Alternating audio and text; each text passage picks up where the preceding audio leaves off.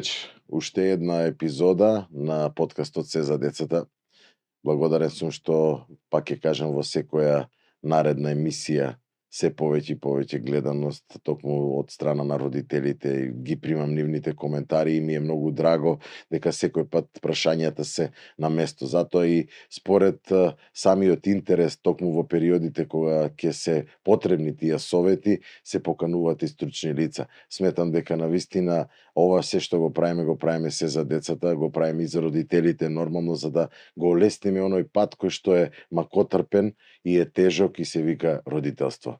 Вечерва имам голема чест да представам една личност која што долго години сме колеги, со кој што заедно поминавме еден одличен период на својата обука, на своето учење, на своите факултетски денови во Стара Загора, каде што навистина можевме буквално да се докажеме меѓусебно дека секој може подобро, ако сака, токму во делот на најхуманата струка, медицината, каде што навистина сме луѓе кои што се со повик, луѓе со одговорност и такви навистина и станавме.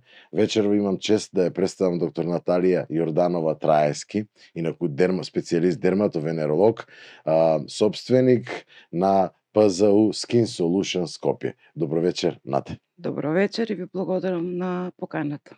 Мене ми е особено драго што вечерва си мој соговорник. Долго време се договаравме некако да направиме, ама токму ги бирав и периодите кога се најпотребни вашите совети, токму како дерматовенеролог, како човек кој што навистина постојано имате пациенти, тоа го иследам и според социјалните мрежи, дека вашиот совет е секојаш потребен, а најбитното нешто знаеме дека се децата, така да и вечерва сте поканети во служба на децата да бидете мој гости.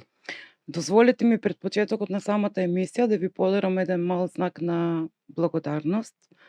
Ви благодарам што создавате простор каде што родителите, децата и ние стручните лица можеме да бидеме слушнати.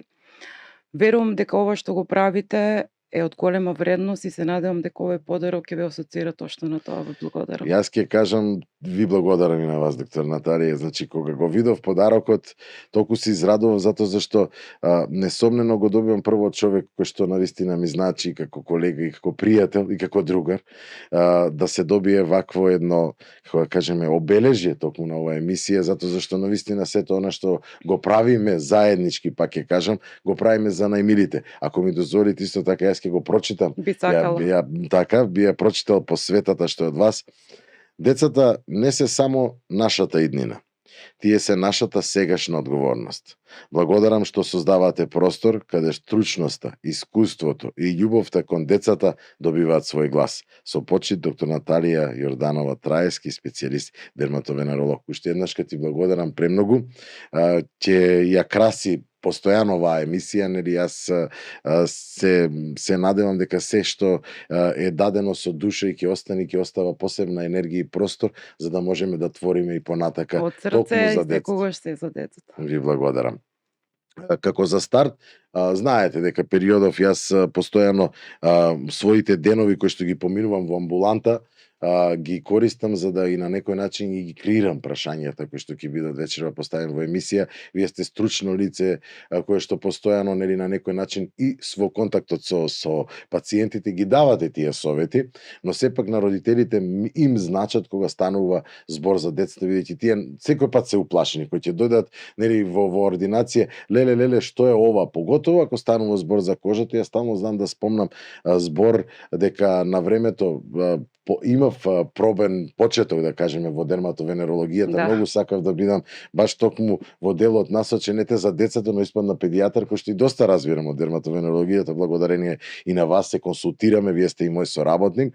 Ќе кажам дека тој период го искористив, како да кажеме, за еден гап во својата стручност, кој што навистина ми помогна. Така се запознав и со кожните заболувања. Кажам дека кожата е најголемиот орган во човековото тело. И огледалото на нашиот организам. Апсолутно и огледалото на нашиот организам.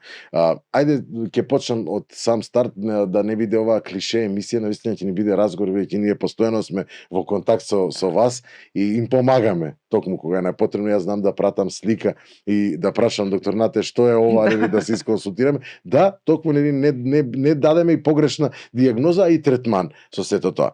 Ајде ќе почнам со првото прашање. Кои се најчестите кожни заболувања кај децата што ги гледате во секојдневната пракса, тоест во вашето тековно работење, што се токму сега случува? Во секојдневната пракса се почесто се среќаваме со алергиски дерматитиси. Многу често се среќаваме со вирусни екзантеми, како вирусни заболувања како молуски, брадавици, паразитарни заболувања, скабиј со доста го има во последно време, со различни бактериски инфекции и родителите, а и ние се почесто забележуваме дека во последно време кожата на дечињата е навистина по-чувствителна и по-реактивна и причините за тоа се повеќе факторски. Вклучуваат генетска предиспозиција, промена во начинот на живот, зголеме престој во затворени простори, загадувањето исто си го прави своето, намалена изложеност на природните микроорганизми и сето тоа доведува до зголемена чувствителност на кожата кај децата и поголема склоност кон дерматози, кон екзантеми. Добрата вест за родителите е што навистина најголем дел од кожните заболувања се безопасни. Успешно се Тоа треба да се слушне. Треба да се слушне и навистина не треба да паничат. Треба само да се знае доколку самите осипи не се придружени со некои други симптоми, како општа малакственост, температура и други нели придружни симптоми, навистина се безопасни, за кратко време очумуваат и нема место за паника. Доколку има висока температура, отпадналост од тежното Да, тоа се случува многу често, да. знам. Од тежното дишење, тогаш навистина треба проценка од стручно лице за нели да се дијагностицира зашто точно станува збор и да се превземе соодветниот третман. Да, праксата навистина не учи да постојано нели гледаме сите да ги земеме сите фактори во предвид, поготово кога станува збор за децата, ние на некој начин и треба сето тоа да го предвидуваме постојано. Она што ќе те подучи е постојаниот контакт со пациентите, да навистина и јас се трудам, знаете, да им кажам да нема место за паника, бидејќи тие кожни промени се и на некој начин и огледало што се случува внатре во организмот. Така е, кожата е најголемиот организам во телото, го кажавме, таа е огледалото на нашето здравје. Така. Кожата си има еден свој јазик, таа умее да праќа едни знаци и сигнали и доколку ние умееме правилно да ја прочитаме, не секогаш станува збор само за кожна манифестација. Таа многу често ни дава како предсимптом кожна манифестација, а за сето тоа може да се крие една сосема друга приказна. Да станува збор како предзнак, нели, со кожна манифестација, а да се открие некое сосема друго заболување. Така да многу е важно ние како дерматолози да знаеме правилно да ја прочитаме кожата и според манифестациите. Ние секако детето не го гледаме само по кожата, го гледаме во целост. Ги гледаме апсолутно сите други останати симптоми доколку ги има. Дали има отежното дишење, дали има кашлица, дали има покачена телесна температура. Да, токму и вие ги напоменавте сите оние што работи кои што сакав да ги кажам дека и манифестациите од бактериски и од вирусолошки тип се присутни и тие се манифестираат на кожата. Не често ќе дојдеме, значи јас стално ќе ја спомнам, токму бидејќи вечерва имаме дискусија стручна, се најдобри после толку време да дискутираме на таа тема. Да кажам дека вирусните манифестации се многу чести кога детето ќе ги покаже на кожата, а исто така и оние манифестации кои што се бактериски, осипот на шаките, ќе кажеме, значи да, дистинкцијата вие ќе ни ја објасните кога се прави разлика помеѓу одредени заболувања кои што настанува, но и ќе ја кажеме и ќе ја спомнам екзантема субитум, кој што е начеста при температурата. Така е. Многу е важно овде да има една корелација меѓу педијатар и дерматолог. Апсолутно. И нормално родител. Значи ние сме тим родител, педијатар и дерматолог. Доколку правилно се видат сите симптоми, не само кожните, сите други останати пропратни симптоми, сето тоа со соработка со родителот кој што ќе ни даде нели детална анамнеза, обично најуспешно нели откриваме која е причината за појавата на таа кожна болест, преминуваме кон соодветен третман и навистина во најголем број од случаевите кожните дерматози успешно се се решаваат решава. и се ставаат под контрола. Веднаш како надоврзување на целото прашање, пошто ова сепак е дискусија, нема да ги поставам прашањата вака или така, пошто ни трна и разговорот во тој правец.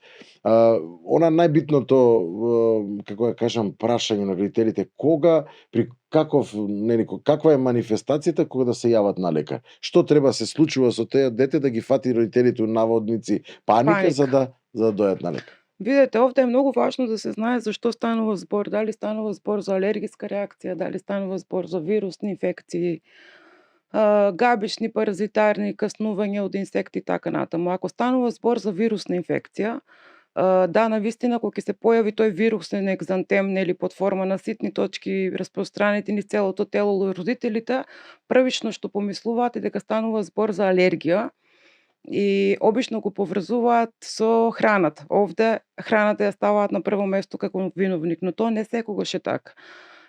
Многу е важно да се знае дали кажавме има други пропратни симптоми, кашлање, болки во температура, во грло, покачена телесна температура, општа малаксаност и ако сето тоа ни оди во консултација со вас педијатрите и ние дерматолозите во прилог на вирусен екзантем, се лекува вирусната инфекција, додека Точно. екзантемот очумува спонтано, без апсолутно никаков третман во рамките на неколку дена по самото оздравување на детето.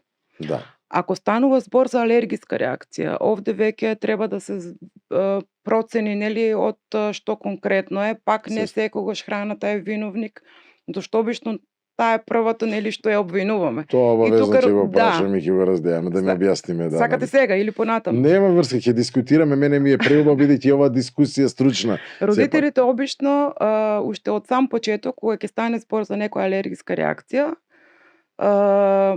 под дефолт почнуваат да отфрлаат 3 важни продукти од исхраната. Тоа се млекото, глутенот, јајцата, Така. но тоа е апсолутно непотребно ако не е алерголошки докажано, ако не е докажана алергија, бидејќи не секој осип, не секој екзантем бара рестриктивна диета. Тоа придонесува за дополнителен стрес кај самото дете. Точно. Тоа допринесува за појава на нутритивни дефицити, така да апсолутно нема потреба ако таа алергија не е докажана. Ако станува збор за алергиска реакција од убот на инсекти, од разни причини кои што зависно пак со што е придружен самиот алергински екзантем. Ако се манифестира само со осип на кожа, обично поминува и се контролира лесно со антихистаминска терапија, но потребно е да се обрне внимание доколку самото дете има оток. И тоа најмногу оток локализиран во областа на устните, оток локализиран во областа на очните капаци, образите, лицето, дали има отежното дишење, отежното голтање, вртоглавица, заматеност. Овде веќе навистина може да станува збор за сериозна алергиска реакција, која што бара итен медицински пристап. Тогаш родителите навистина треба итно да побараат медицинска помош. Значи, ние несомнено, еве јас ќе кажам како педијатар кој што се наоѓа на пунктот за педијатрискиот пункт при здравствен дом, постојано на Битпазар, постојано се носи, од родителите се уплашени кој ќе се јави првично тоа на црвенило или да кажем отокот не го забележуваат можеби. Отокот е најважен. Најважен е отокот и обично знаеш тие се научени дајте одма да дадеме урбазон или не знам дексаметазон, кортикот. За кортикото сакам да подискутирам токму у овие случаи или да спомнеме што е антишокова терапија или како да реагираме во тој момент. За кортикостероидна системската или локалната? Локалната. Локалната. Овде многу сакам да кажам, затоа што локалната кортикостероидна терапија е неправилно обвинувана, како да ја кажам, заради слушното мислење од некои други лица, заради прочитана информација на интернет, но тоа е така наречена стероидна фобија, од која што апсолутно нема потреба, бидејќи локалната кортикостероидна терапија ние во многу дерматози обично прво средство на избор за лекување, особено кога станува збор за атопијата. Кај атопискиот дерматитис еден од најглавните симптоми кои што постојано се придружени е чешањето кој што пак нели го нарушува комфортот на детето, ја нарушува психичката состојба на самото дете, нема квалитетен сон, се нарушува заштитната бариера на самата кожа и овде навистина прво средство на избор ни е локалната кортикостероидна терапија. Ова се прави со проценка на лекар. Ние определуваме временскиот интервал, колку треба да се користи, рестрикцијската шема, значи постепено излегување од самиот кортикостероид, терапија на одржување, на колку време да Треба се да биде, точно така. И затоа е важно родителите да ја немаат таа стероидна фобија.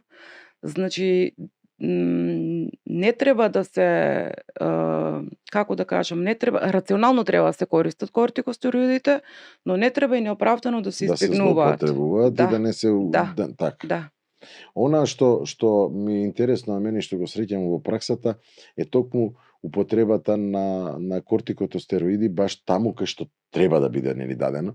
Обично нели ние педиатрите ќе сме тие кои што ќе ја дадеме нели у даден момент кога е најнужно и најпотребно, но подоцна треба да се упатат на дерматовенеролог. Значи, доколку тоа продолжува.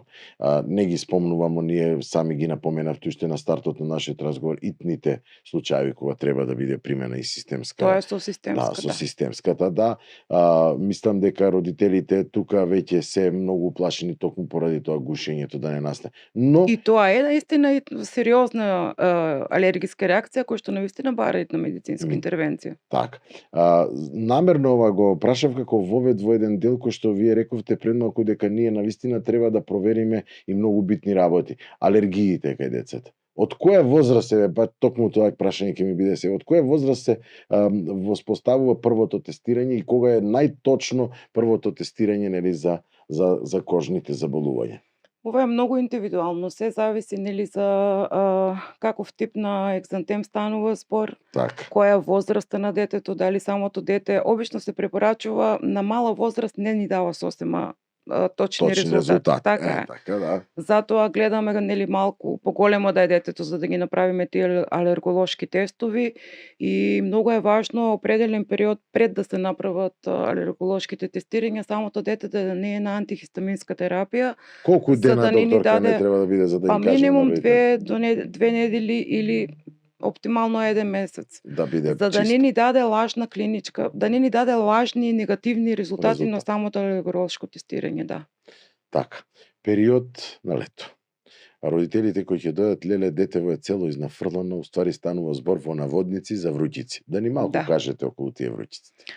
Врукниците или милиаријата се многу чест проблем кај децата, посебно кај бебињата и кај помалите дечиња и тоа особено овој летниот период. Тоа е кога самата пот едноставно кажано од претоплување се заробува во самата кожа, избива со едни црвени точки кои што се дисеминираат по целото тело, на вратот, на препони, на подпазови, места што се покриени со облека и родителите обично прво што помислуваат е дека станува збор за некоја вирусна инфекција или за алергија. Но сами по себе врукниците се навистина безопасни. Така. Третманот е многу едноставен. Ладни облози, да се намали прегревањето, престој на детето во проветрена и оладена просторија и обично спонтано исчезнува без да остане без никакви Тие не се траги. третираат или може да се третираат? Може да се третира симптоматски ако има некое чешање или Кога се во термална чешањето, вода. да, тоа сам да Да, кажам. симптоматски, но и да ништо да не се примени кај врукницата, таа спонтано исчезнува во рамките на неколку дена. Да. Не остава апсолутно никакви траги по кожата, никакви лузни, така да врукниците навистина се безопасни. Значи, препораката да се тушира детето е добра. Да. Да, тоа сам да Да. прашам, да. Ајде вака сега, значи ги спомнаме вручиниците или вручиците што ги ние викаме, околу атопискиот дерматит токму во детската возраст. Напоменав уште на старт. Да. Многу е битен родителите да знаат што е всушност тоа и како да го препознаат, што треба да превземат наредните чекори за третман на тој атописки дерматит. Атопискиот дерматит е исто така доста често среќавана Само на дерматоза. кратко ќе го напомена, дури пеленскиот оси да ни го напоменете, така, да ни и објасните. пеленскиот. Тоа е нормално, посебно сега е активиран во летните месеци, Токму каде што затоа, самата нели? топлина, кожата нели подложно на мацерација и овде, особено летниот период, најмногу се појавува пеленскиот осип, а самиот атопенски дерматит е доста присутен кај дечиња и тоа може и кај помали дечиња. Кај помалите дечиња обично наоѓаме некоја корелација со храна и тоа најмногу до 6-месечна возраст. И овде веќе е оправдано храната, нели, да се стави како виновник и да почнуваат тие глутени и млека да се исфрлаат од самата исхрана, но секако со докажано алергиско тестирање. И обично кај малите дечиња самата атопија протекува доста тешко. Кај останатите дечиња атопискиот дерматит најчесто започнува прво со сува кожа, еден пруритус, упорно чешење кое што дури го нарушува, тоа е како постојан симптом, дури го нарушува квалитетот на сонот и на живот на самите дечиња. И понатаму настануваат појава на едни црвени еритемни плаки, дескламација. Самата болест не е опасна. Кај атопијата многу е важно да се открие, нели, дали е генетска предиспозиција, која е причината за појава на самата атопија. И најважно е да има една соработка меѓу родителот и стручното лице, за да се знае правилно да се третира, бидејќи особено во зимно време, кога кожата е посува, особено кај дечињата со атописки дерматитис, тоа чешење е уште поизразено. И многу често родителите, кога ќе дојдат на преглед за детенце со атописки дерматит, бараат лек. А најважно кај атопијата не е, нели, лекот, туку е оддржувањето. Така да тоа што треба да го знаат родителите е дека најважно кај атопијата е употребата на емолиенси. Тоест хидратација, хидратација, хидратација. Се што бара кожата за најдобро да се одржи таа атопија и да се стави под контрола е секојдневна хидратација. Така да емолиенсите се на прво место. Кортикостероидната локална терапија кај атопијата ја даваме во случаи кога е, нели, потешка форма на атопија и кога веќе има периоди на влошување, кога има периоди на екзацербација. Така да тоа ни е едно средство за избор кој што го преминуваме и сме принудени да го применеме во мал период од време, секако под лекарски надзор, определен временски период. Ние кај дечињата секако бираме нископотентни локални кортикостероиди, така да овде би сакала на родителите да им кажам дека нема потреба да се плашат од таа кортикостероидна терапија. Еве посебно сега кај атописките дерматити за што зборуваме, бидејќи доаѓа до еден момент кога они ќе видат подобрување за 1, 2, 3 дена, а тоа го дава кортикостероидот. Апсолутно, како магичен лек. Точно така, и сами го прекинуваат или од страв, тоа што кажав, стероидната фобија. Они ставаат толку мала количина, што не го пролонгира процесот на заздравување. Значи мора да се обнови таа заштитна бариера на кожата, така да следете ги упатствата од докторот, следете го временскиот период и секако ние даваме нископотентни локални кортикостероидни кремови, правиме редукциска, многу внимаваме кај дечињата, правиме постепена редукциска шема, постепено искачаме од кортикостероидот, после ги даваме шема за одржување и при една таква убава соработка, да речеме, меѓу родителот и стручното лице, нема место за паника, бидејќи атопијата се става под контрола. Веднаш се надоврзувам за да продолжиме, бидејќи веќе е честа и доаѓаат више деца со такви промени на кожата околу екземите кои што се јавуваат. Значи не секој пат екземата се поврзува со нешто, но е многу битно да ги направиме сите, како да кажам, испитувања. Она што постојано се јавува кај нив е таа реакција што ја спомнавте и вие, нели, како чешење, како пруритус кој што е многу упорен, да кажеме. Да, зависно од периодите, пак ќе кажам и начинот на третман, тоа многу зависи, но морате да ни кажете околу екзантемот или екземата која што се јавува кај децата, колку е честа и зашто може да се појави. Кај малите дечиња? Кај малите дечиња, да. Екзантемот може да се појави од многу причини. Значи, овде наведовме алергиски екзантем, каде што причината може да е алергија. Да, тоа може да е алергија од храна, може да е од убот од некој инсект. Екзантем може да се појави исто така од многу вирусни инфекции. Скабиес, шуга, од габишни инфекции. Тоа е многу често у последно време. Во последно време, да. Од кажав, од каснување од многу инсекти, да. од габични инфекции, бактериски инфекции. Ако самата обично бактериските инфекции нели се локализирани за разлика од Од вирусните, вирусните. да, кои што повеќе се генерализирани.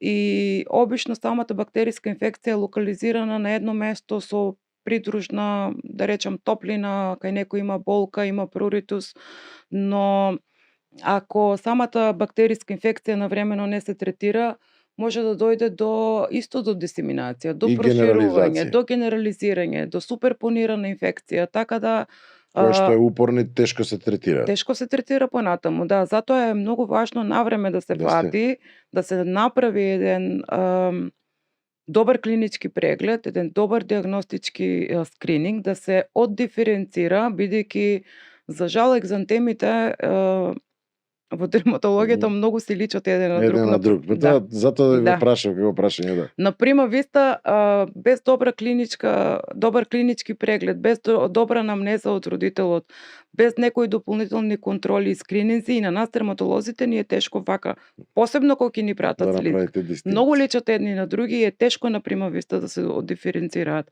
Но отколку успешно нели ќе се оддиференцира за кој екзантем станува збор, со навремена терапија за многу кратко време поголем дел од кожните болести правилно се третираат и се ставаат под контрола. Ајде веќе чем спомнавме за вирусите, јас ќе кажам дека периодот кога се нарушува во делот на растењето веќе повозрастните деца, мада и малите веше не се на некој начин амнестирани од појавата на тие вирусни инфекции. Сакам да начнам една тема која што е многу присутна веќе, заради тоа што се почесто се јавува и кај помалите, не само кај повозрастите деца кои што имаат постојан контакт, тоа се брадавиците и молуските. Така е. Кој што на децата некој пат може да, еве по возрастните дури како стигма да му е дека постои со брадавиците. Баш како Но стигма. јас тука поврзувам и фактот околу нарушениот имунитет, имунолошкиот, Така да. е, така е. Сакам да ни објасните за да родителите слушнат кога и каков е потребен третман и кога веднаш да се јават на некој кога ќе се појават брадавиците, а и молуските. Молуските. И брадавиците и молуските се вирусни екзантеми кои што вирусни заболувања кои што доста често се појавуваат и кај помали и кај поголеми дечиња. И двете заболувања причината е вирусот. Кај брадавиците е хуман папилома вирус, кај молуските молускум контагиозум, да. И молуските обично се карактеризираат со појава на едни сјајни папули со едно карактеристично централно вдлабнување во средината. Место за паника нема ниту кај молуските, ниту кај брадавиците. Знаеме дека нели се заразни и дека тоа може да се Токму заради тоа, затоа реков таа стигмата. Да.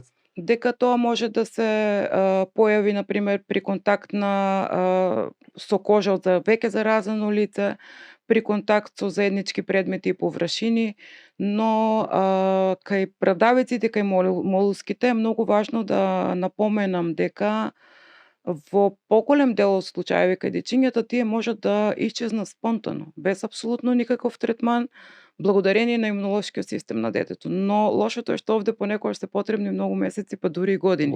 Да.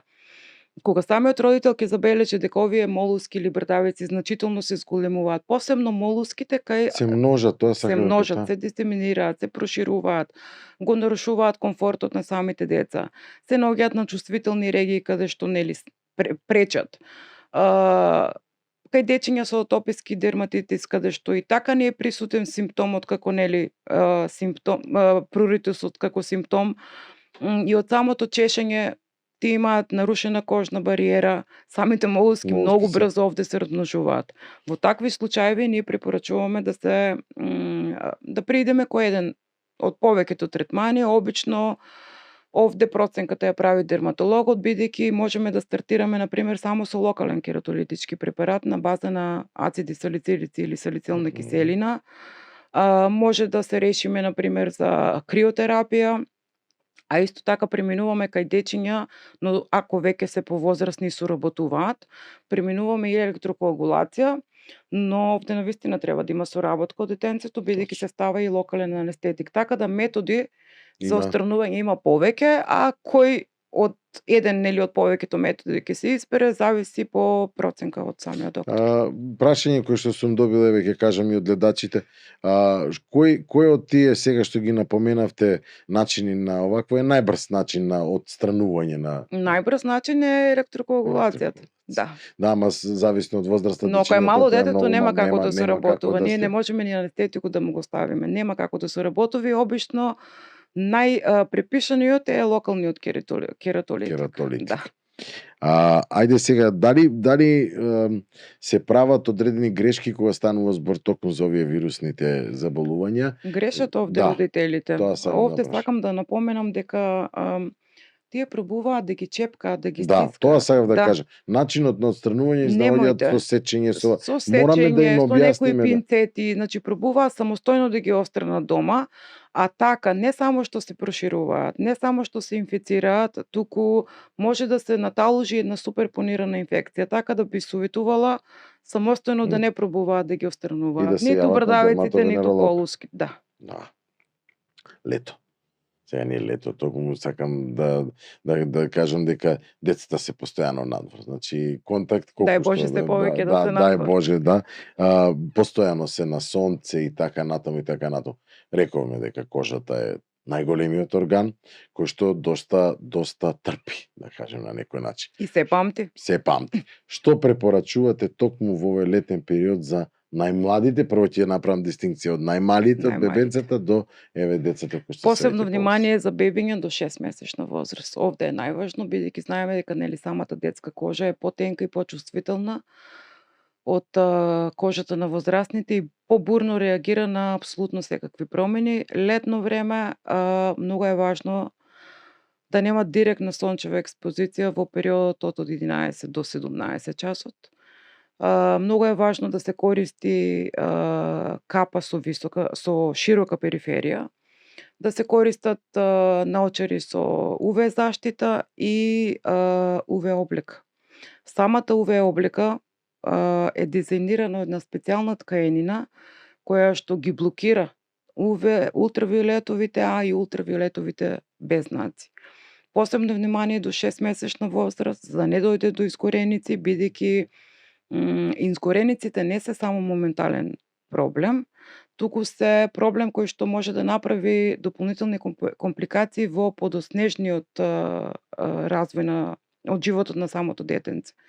Не на последно место се употреба на фотопротективните креми со висок заштитен фактор SPF 50+, и овде да напоменам дека не важи правилото дека доколку детето е нели под сенка или под чадор на плажа, дека не треба да се употребува. Тоа е грешка. Тоа е грешка. Бидејќи сите знаеме дека ултравиолетовите зраци се одбиваат и од водата и од песокот. секаде. И радијација постојана има. Златно правило кое што забораваме, а треба да го почитуваме. За возрастни должина на 2 прста од самата фотопротективна крема за лице и за врат, за дечиња важи на половина.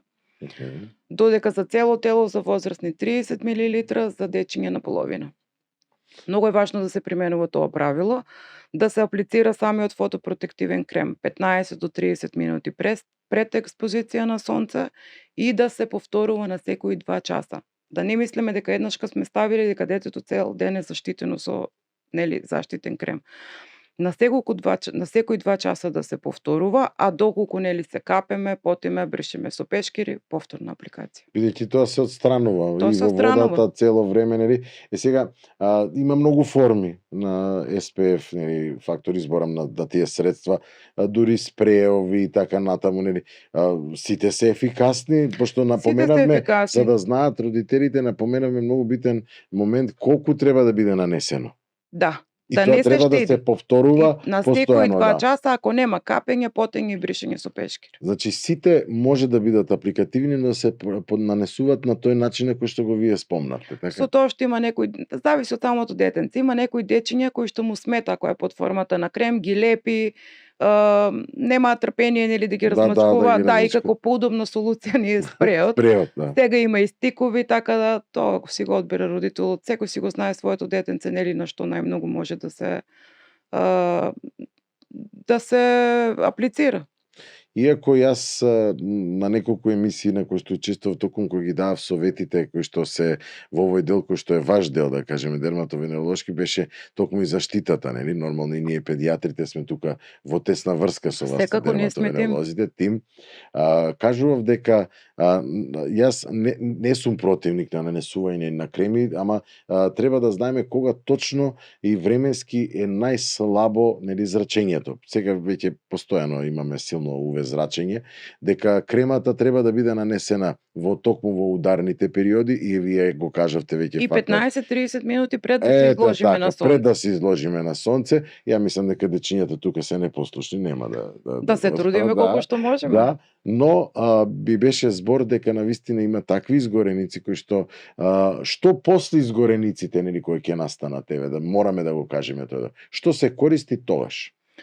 Овде веќе зависи од степен, кој Степенот степен, да. Кој степен е самата изгореница. Понекогаш ако станува збор за лесни изгореници, се користи само средство за олудување, ладни облози, некои креми на база на емолиенси за хидратација, за ладење, кои што имаат криоефект, на база на пантенол за регенерација на самата кожа, за да не останат, нели, после тие, да кажам, Освен киселото млеко, ја сега да се нашала малку, сакам да кажам дали ги препорачуваат и оние afterburn, нели, има сега средства доста. Многу помагаат, навистина многу помагаат и не се за подценување, така да убаво е да се користат.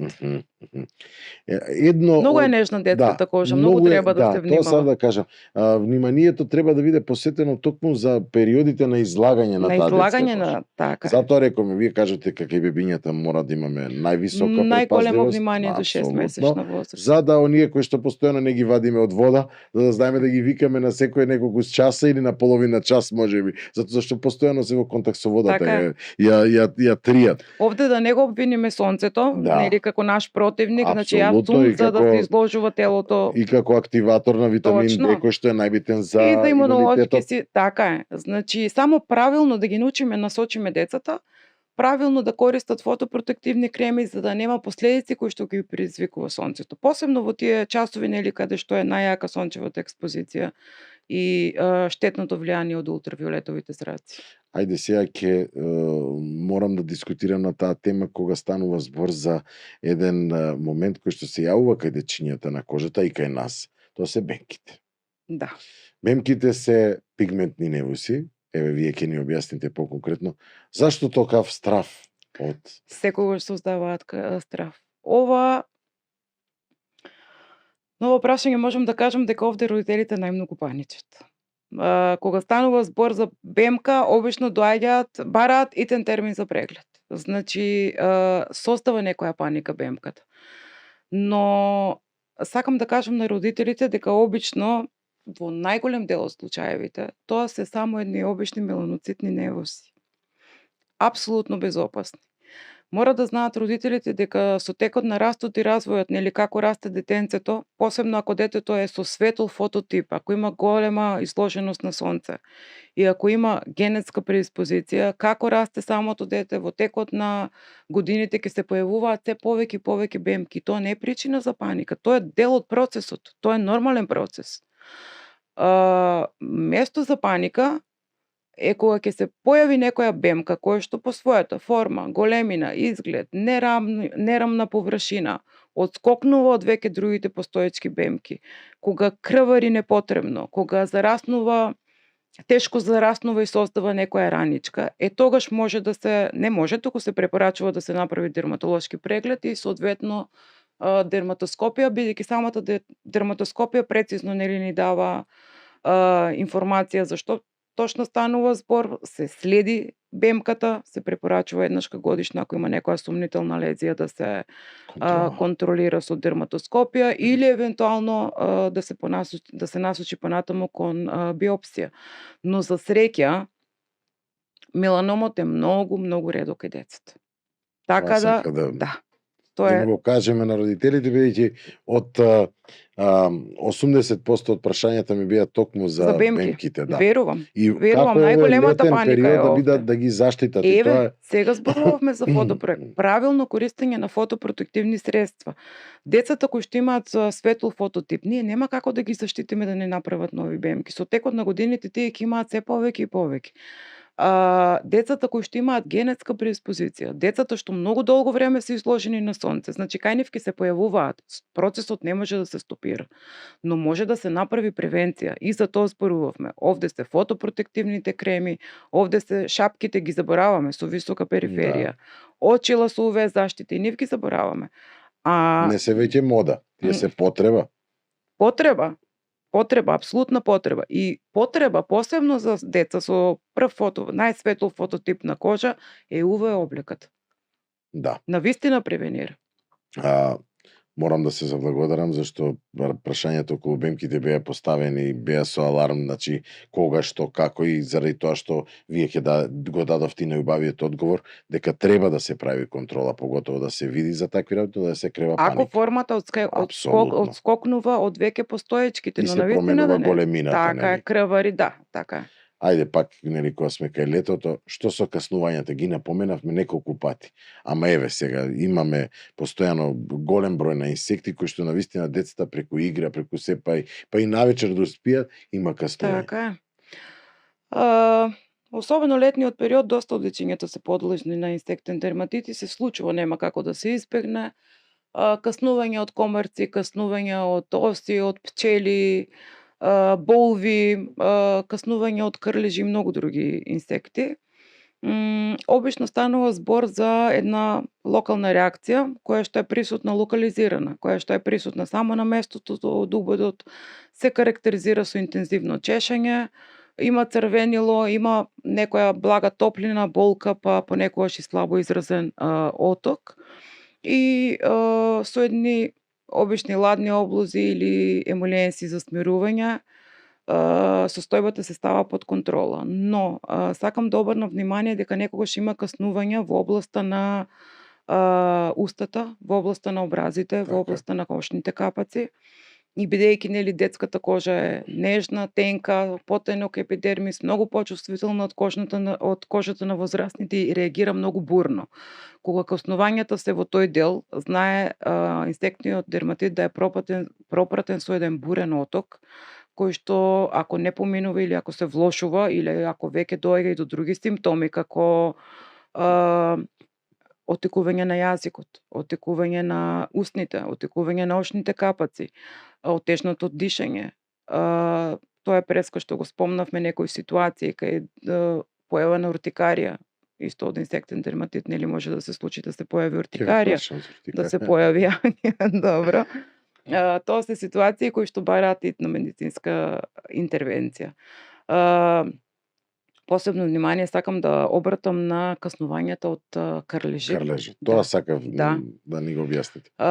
Крлежите, ако ги приметиме дека се во самата кожа, тоа што најекспресно треба да се направи е правилно да се извади во најбрз можен рок, да се извади крлежот од самата кожа. Која прави екстракцијата, тоест вадењето на? Знаат и доста родители сами да го извадат. Може да ни кажете некој од начините? Простен начинот. Значи се капнува масленце, со пинцета, спротивно стрелките на часовникот, обично успешно ги вадат дури на нас кога ќе ни дојдат на преглед и ги носат во една обична салфета, самиот крлеж. Тие што не знаат или се плашат, ги носат кај нас дерматолозите, ние ги вадиме и тука. Многу е важно колку побрзо се извади крлежот, толку подобро. После самата екстракција на крлежот местото се дезинфецира и обично ние дерматолозите тоа што правиме е оставаме да ги следиме дали ќе има или ќе нема некакви реакции во текот на неколку недели. Но ако станува збор за региони кај што е поразвиена лајмската болест, овде правиме проценка дали да дадеме профилакса со антибиотска терапија. Сакам да кажам на родителите дека не секое каснување од крлеж Зашто многу пати ни инсистираат, но не секое каснување од крлеж бара да се даде профилакса со антибиотска терапија. Затоа ние оставаме период на следење, нели, ако се појават некои понатамошни симптоми, секако дека ќе направиме профилакса со Ние антибиотик. педиатрите сме пострашливи, ние веднаш употребуваме. Давате? Да. Јас не Да, препорачувам. затоа сакам мислење и од вас. Тоа е Не, многу не. Нема потреба, особено ако крлежот е експресно изваден. Бил многу кратко време престоило во самата кожа. Но и ние проценуваме да се даде терапија ако долго време бил крлежот во кожата. Да. Ви кажав, ако е Ама и регион со скриени, лајмска на болест. скриени реги, вие ги спомнавте скриени реги, Да. кој што некој пат не може да го забележи. Може нели? на некое чувствително место забележале, не знаат и они самите да Точно, кажат колку да. време. Значи, да, даваме. Но ако сето тоа е брза интервенција, станува збор за неколку часови, навистина нема потреба од веднаш, нели, Така. да се даде профилакса со антибиотска терапија. Што со комарците, убодите од комарци?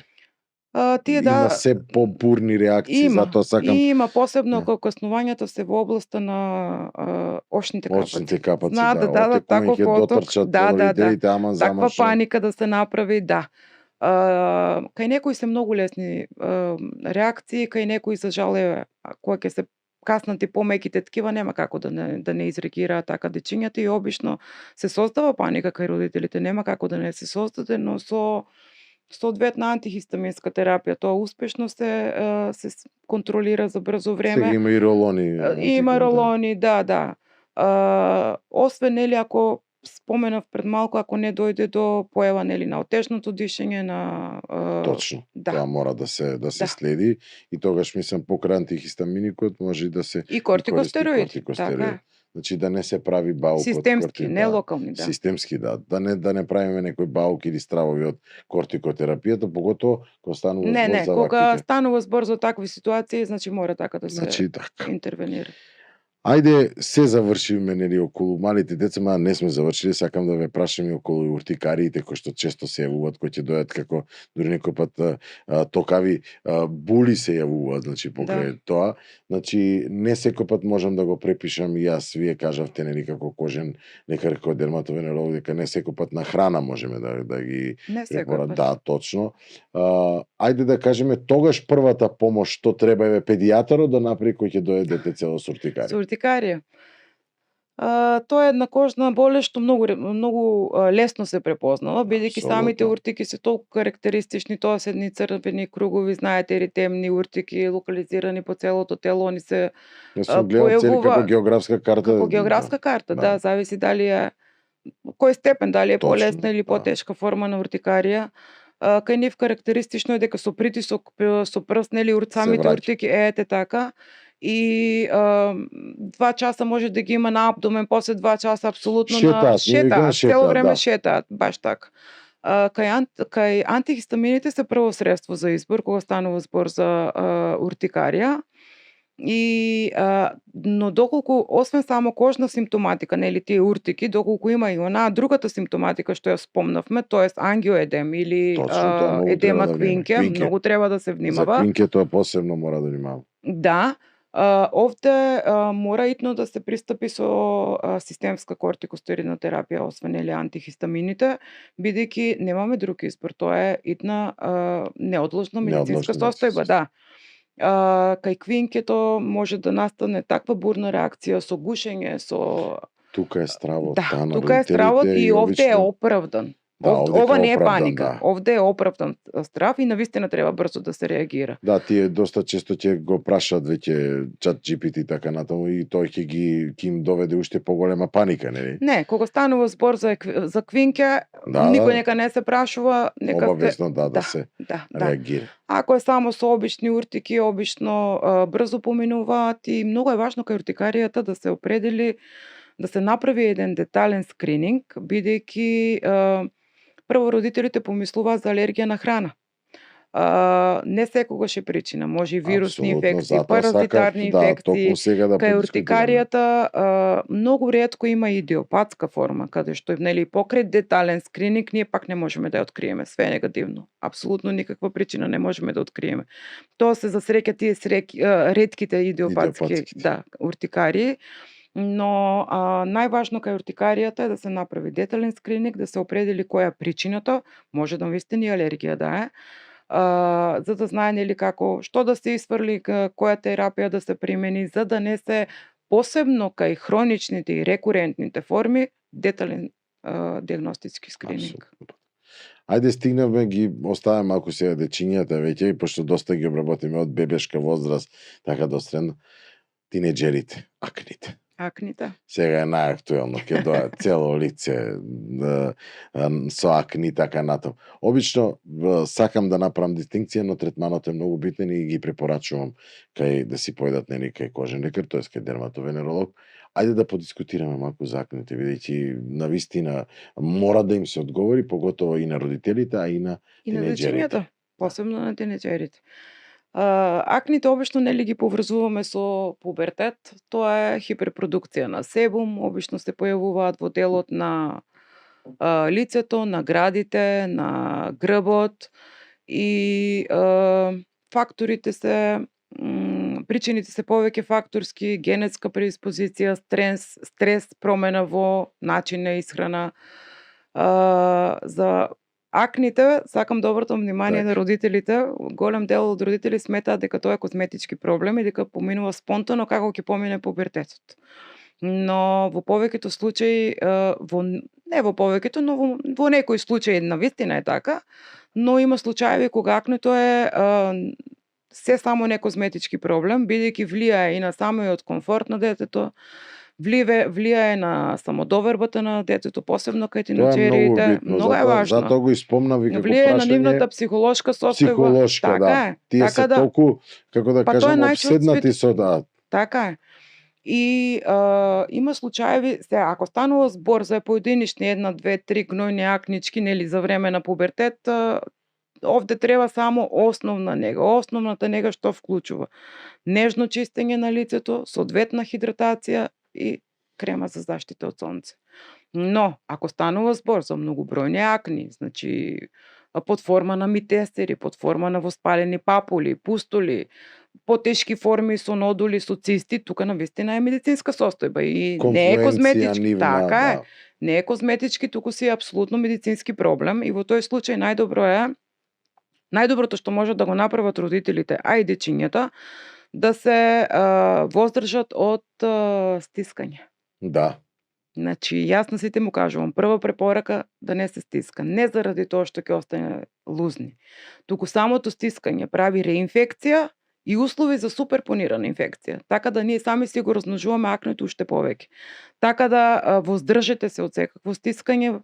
Постојат третмани кои што вклучуваат нели вакуумско чистење, тоа е немојте. Да. Кои што вклучуваат вакуумско чистење, тоа е толку нежен, толку неагресивен третман, кај што ние дерматолозите според нели типот на лице, бидејќи акне може да има и сува и мрсна и комбинирана кожа.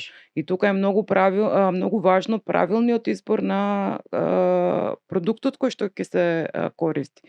Да не ја пресуши кожата, да не направиме навистина причината за акне е хиперпродукција на себум, но да не го намалиме до степен да отидеме до сува, дехидрирана и дисквамирана кожа. Така да овде местото на дерматологот е да ја препише соодветната медицинска козметика која што ќе се користи според потребите, возраста на детето, бидејќи секое дете е различно и пристапот е индивидуален. Јас сум среќен, доктор Натешо, има вас, па ми помагавте многу за синовите, кои што не го поминаа тој период, па имаше и фотографии и така натаму, да. Што е ова, како да се третира, но сепак вие сте стручно лице кој што помага на многу луѓе. Токму вечерва во оваа емисија им објаснивте и многу и што како и битно е да се јават веднаш родителите кои има проблеми, токму кои што вие ги објаснивте. Колку социјалните мрежи влијаат токму за кога станува збор за користењето на таа козметика, па било ваква, па било така? Многу. Во последно време сведоци сме сите дека последните години сите се под влијание. Сите деца, сите тинеџери и ние. Апсолутно ние. Сме под влијание на социјалните мрежи, платформите како TikTok, Instagram, YouTube си го направија своето, си воведоа некои кажавија генерација, YouTube генерација, така и крстија, да. Си воведоа некои своји трендови за скинкер рутини. Многу често ми доаѓаат на преглед тинејџери кои што ми носат цела палета од продукти и ќе кажат ова е мојата секојдневна skincare рутина. Тоа се многу продукти. 6, 7, 8, 9 продукти и то дечиња од 9, 10, 11 години. Овде сакам да кажам на родителите и на дечињата дека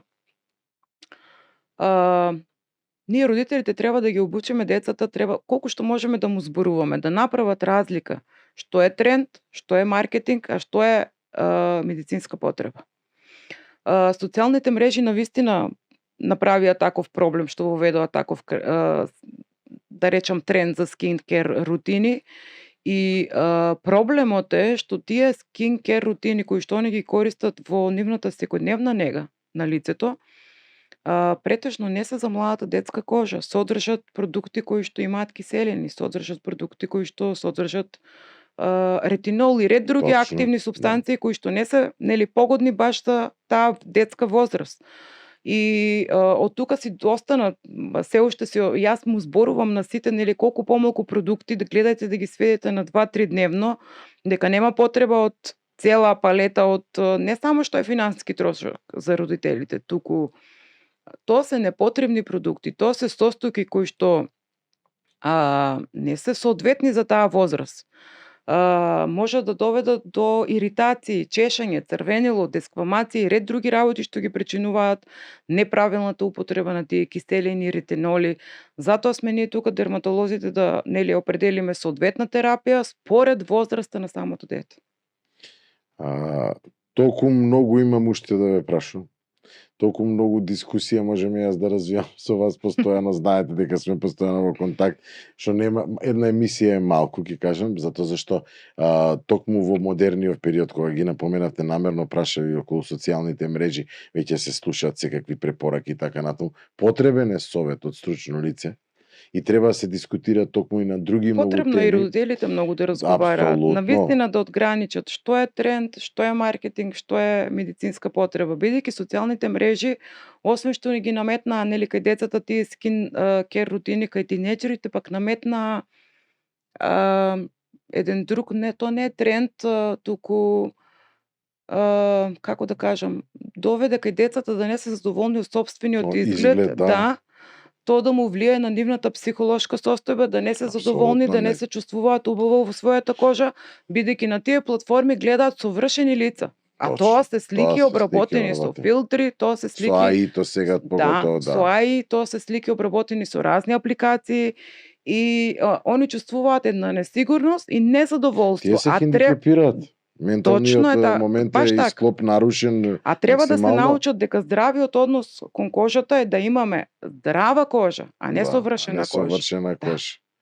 Да. Токму вечерва после волку инспиративна емисија која што дадовме барем дел ја ќе кажам на одговорите, пошто навистина уште веднаш ве канам за наредна емисија по известен период, кој ќе дојде токму време да дискутираме зимскиот период да го фатиме, затоа зашто фатиме сега летен период, токму така се наложи емисијата. Неколку совети токму за родителите како за крај на емисијата, затоа зашто се што слушнаме вечер од вас беше толку корисно, толку полезно, да кажеме, како и за родителите, така и за дечињата и за тинеџерите. Барам совет од вас токму вечера да даете на родителите. На родителите, јас би му дала 2-3 совета, само едниот совет е да не паничат при секоја промена која што ќе ја видат нели кај кожата на детето. Кажавме дека поголем дел случаевите обично се безопасни промени кои што доколку навреме нели се диференцираат и се третираат правилно, успешно се лекуваат. Нема место за паника, да навистина да не паничат. Вториот совет што би го дал е да ги научат децата тоа што го зборувавме пред малку. Да разговараат, па сега колку ќе не послушаат, да разговараат со децата, да не ги следат сите тие трендови што ги има по социјалните мрежи, бидејќи со самото зборување малку од малку да му наметнеме дека секојдневната нега на кожата бара многу малку работи. Бара основна нега, хидратација, едно нежно миење на детската кожа, иако веќе има проблематика, топја, нели честа употреба на емолиенси. Здравата кожа бара внимание.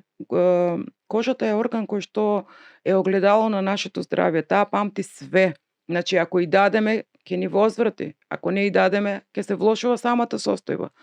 И да не заборавиме да ги научиме за употреба на фотопротективни средства заради, знаеме сите, штетното влијание од сончевите зраци. Навистина најголем орган во човечкото тело е кожата. Навистина е огледало на нашето здравје. Таа ни дава едни сигнали. Таа зборува.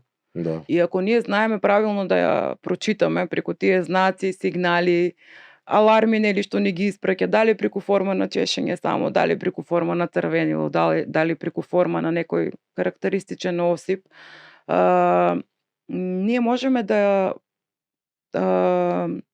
прогнозираме што би следело понатаму од некои други состојби кај децата. Значи, кожата може да ни даде предсимптом за некои понатамошни состојби, што може самата промена во бојата на кожата. За нешто што би можело понатаму да се случи и ние со правилно прочитување на нејзиниот знак, на Да. нејзиниот сигнал, да го превенираме тоа или навремено да го Да откриеме реагираме. и да реагираме, да. Уште само едно како за крај прашање. Дали сте за суплементација давање за кожата или не сте? Суплементација кај акни понекогаш е потребна, суплементација кај витилиго е потребна. Има одредени дерматолошки состојби кај што сум за давање на суплементација, но пак ќе кажам, најосновното нешто е правилната грижа, правилната нега и хигиената на кожата. Благодарам. Ви Ви благодарам благодарам уште и на еднаш. вас. Честа и задоволството беа мои. Апсолутно, ќе кажам дека обострано е задоволството, токму кога има ваков соговорник со кој што можам да постојано да дискутирам. Не ве остави вечерва од прашање кои што морам да ги прашам. Толку добив голем број на прашања која станува збор токму за оваа проблематика и така и потекна таа идеја поодавна да добиете вие покана, но требаше да се погоди токму временскиот период кога се најбитни, најесенцијални токму овие совети. Затоа најавив дека и понатаму ќе ве поканувам да бидете гостин во зимниот период, кој ќе дискутираме и за други работи кои што се случуваат со кожата и во зимскиот период. Ќе ми биде задоволство.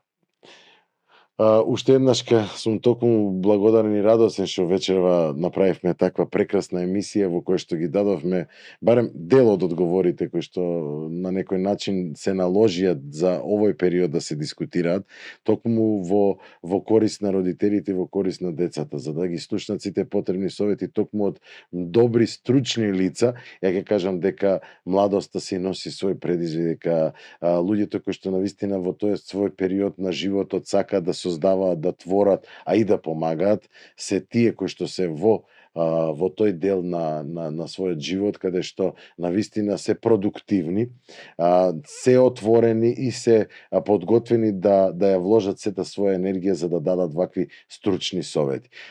Уште еднаш ќе кажам дека емисијата Се за децата продолжува со таков интензитет и жар да работи понатаму. Сепак ќе го наречам тој пристап дека се што правиме за подобра иднина. Вечерва добив преубав подарок кој што навистина ме мотивира за да оваа емисија добие и по масовен карактер од типот на совети кои што навистина ќе бидат и пласирани и преку друг носач, не само преку подкастот. И уште еднаш ќе се заблагодарам, тука постоиме ние за вас и сме во контакт постојано. Ние постоиме за вас и апсолутно сакам да кажам дека се што ќе правиме во животот правиме се за децата. Ви благодарам уште еднаш.